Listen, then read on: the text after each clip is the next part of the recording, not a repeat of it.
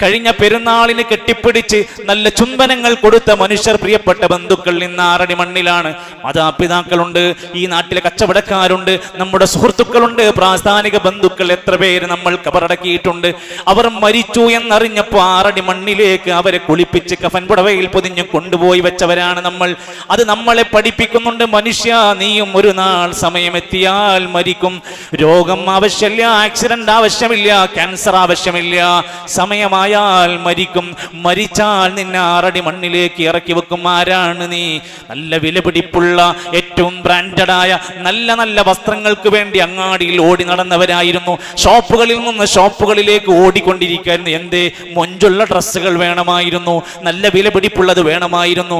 അതേ മനുഷ്യനൊന്ന് മരിച്ചപ്പോ അവന് വെറും വില കുറഞ്ഞ മോഡലുകളില്ലാത്ത കഫൻ പുടവയിലേക്ക് അവനെ മാറ്റുകയാണ്. അത് കഴിഞ്ഞാൽ അവനെ മയ്യത്ത് കട്ടിലിലേക്ക് ചുമക്കപ്പെടുകയാണ്. എത്ര നല്ല വാഹനം അയാളുടെ വീട്ടിലുണ്ട്, നല്ല നിലവാരമുള്ള കാറുകൾ അയാളുടെ കയ്യിലുണ്ട്, അയാളൊന്ന് വിരലനക്കിയാൽ കിട്ടാവുന്ന വാഹനങ്ങൾ മാർക്കറ്റിലുണ്ട്.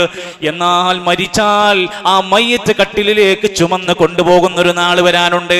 നല്ല സൗന്ദര്യം കൊണ്ട് അലങ്കരിക്കപ്പെട്ട വീടുകൾ മണിമാളികയിൽ കിടന്നുറങ്ങിയ മനുഷ്യനാണ്.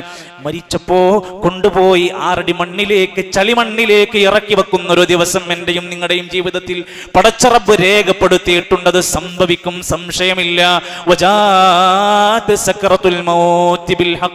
ഹക്കായി മരണത്തിന്റെ വെപ്രാളം വേദനയും വരുന്നതാണ്.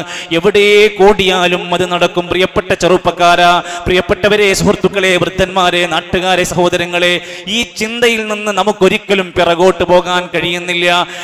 എത്ര ജനാസകൾ കുളിപ്പിച്ചു കഫൻ ചെയ്ത് നമ്മൾ ഇറക്കി വെച്ചുവെങ്കിൽ നാളെ ആ സ്ഥാനത്ത് കിടക്കേണ്ടവരാണ് നമ്മളെന്ന ബോധമാണ് ഈ റമദാൻ കഴിഞ്ഞാലും നമുക്ക് ആവശ്യമായിട്ടുള്ളത്. ആ ഖബറിലേക്ക് ഇറക്കി വെച്ചാൽ നല്ല ഒരു മനുഷ്യനായി തൗബ ചെയ്ത് നന്നായി ഈമാനോടെ മരിച്ചു കഴിഞ്ഞാൽ ഖബറിനകത്തുള്ള ചോദ്യങ്ങൾ ഉറപ്പാണ്, നിഷേധിക്കാൻ കഴിയൂല. ഹദീസിലാ വന്നിരിക്കുന്നത്. ആ ചോദ്യങ്ങൾക്ക് മറുപടി പറയാൻ കഴിഞ്ഞാൽ, സത്യസന്ധമായ ജീവിതം കാഴ്ചവെച്ച് പറയാൻ കഴിഞ്ഞാൽ, അവിടുന്ന് ആകാശലോകത്തു നിന്നൊരു മലക്ക് വിളിച്ചു പറയും, മൻ സദഖ അബ്ദീ, എന്റെ അടിമ ആ ചോദ്യത്തിന് പറഞ്ഞ മറുപടിയെല്ലാം സത്യമാണ്, അവൻ പറഞ്ഞതെല്ലാം സത്യമാണ്. മിനൽ ജന്ന, നാട്ടിലെ ഖബർസ്ഥാനിൽ അയാൾ കിടക്കുന്നത് നോക്കണ്ട. ആ മനുഷ്യനെ കുറിച്ച് അള്ളാന്റെ സ്ഥാനം പറയാണ്. സ്വർഗത്തിൽ ഒരു വിരിപ്പ് കൊണ്ടുവന്ന് അയാളുടെ ഖബറിൽ വിരിച്ചു കൊടുക്കാൻ ഓർഡർ ഇടുകയാണ്.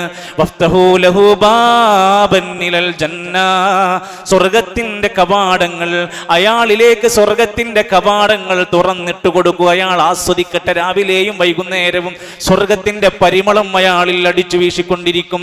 വൽബിസൂ മിനൽ ജന്ന, ഖബറിനകത്ത് സ്വർഗത്തിലെ വസ്ത്രം കൊണ്ടുവന്ന അയാളെ ധരിപ്പിക്കാൻ അവിടുന്ന് ഓർഡർ ഇട്ട് കൊടുക്കും. പ്രിയപ്പെട്ടവരെ, നമ്മളെ കുറിച്ചാകണം ആ പറയുന്നത്. ഞാനാകണം ആ ഖബറിൽ നിന്ന് നമുക്ക് ചിന്ത വേണം.